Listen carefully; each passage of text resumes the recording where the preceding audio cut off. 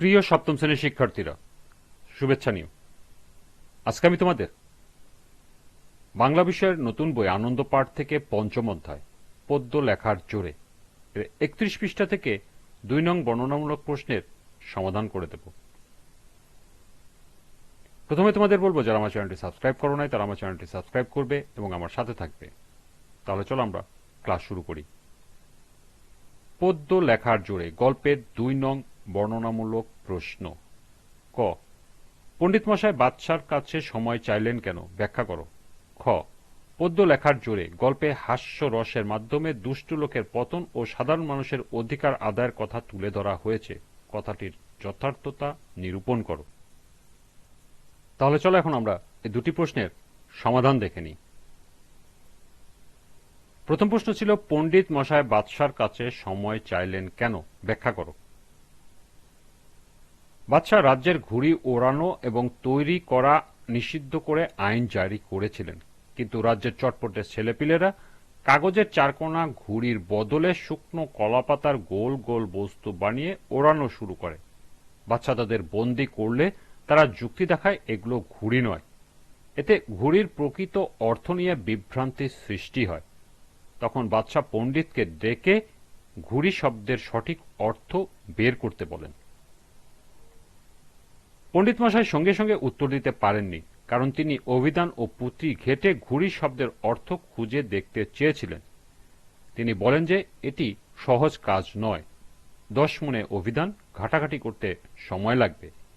এই বিশাল নথিপত্র ও অভিধান ঘেঁটে সঠিক তথ্য বের করতে বেশ কিছু খাটুনি ও সময়ের প্রয়োজন ছিল বলেই পণ্ডিত মশাই বাদশার কাছে সময় চেয়েছিলেন।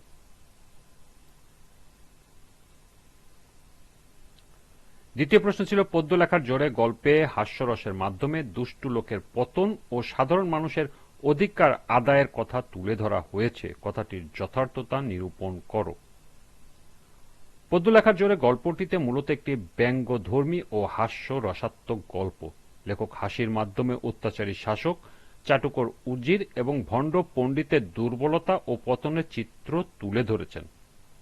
একই সাথে সাধারণ মানুষের প্রতিবাদ ও অধিকার আদায়ের দিকটিও প্রকাশ করেছেন।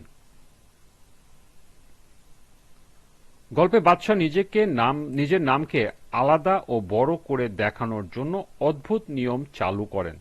তিনি চান সবাই তার নাম 3 বার করে উচ্চারণ করুক। এতে তার অহংকার ও ক্ষমতার অপব্যবহার প্রকাশ পায়। উজির আক্কেল আলীও সবসময় বাদশার অন্যায় সিদ্ধান্তকে সমর্থন করে চাটুকারিতা করত।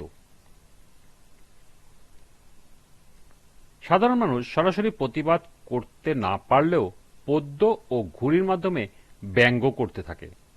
তারা বাদশাহ ও উজিরের হাস্যকর আচরণ নিয়ে ছড়া লেখে। এসব পদ্যের মাধ্যমে জনগণের ক্ষোভ প্রকাশ পায়। হাস্যরলের আড়ালে এখানে শাসকের বিরুদ্ধে সাধারণ মানুষের প্রতিবাদ ফুটে উঠেছে। বাদশাহ যখন ঘুড়ি ওড়ানো বন্ধ করে কঠোর আইন জারি করেন, তখন শিশুরা বুদ্ধি ও যুক্তি দিয়ে তার ভুল ধরিয়ে দেয়। তারা বলে, যা ওড়ে তাই যদি ঘুড়ি হয় তবে পাখিও তো ঘুড়ি। এই কথার মাধ্যমে শিশুদের যুক্তিবাদী মনোভাব প্রকাশ পায় এবং বাদশার নির্বুদ্ধিতা ধরা পড়ে।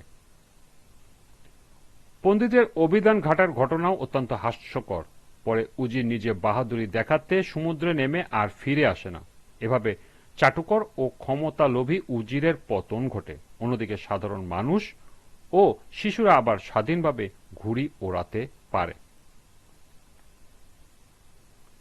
গল্পের শেষের গান, পদ্য লেখার জোরেই কেবল এলো সুখের দিন, এই বক্তব্যে প্রমাণ করে যে সাধারণ মানুষের সাহসী প্রতিবাদী শেষ পর্যন্ত অন্যায়ের বিরুদ্ধে বিজয় এনে দেয়।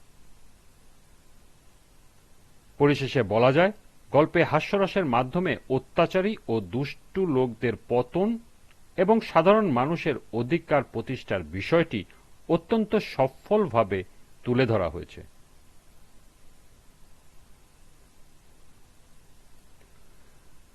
এই ছিল পদ্য লেখার জোরে গল্পের 2 নং বর্ণনামূলক প্রশ্নের সমাধান।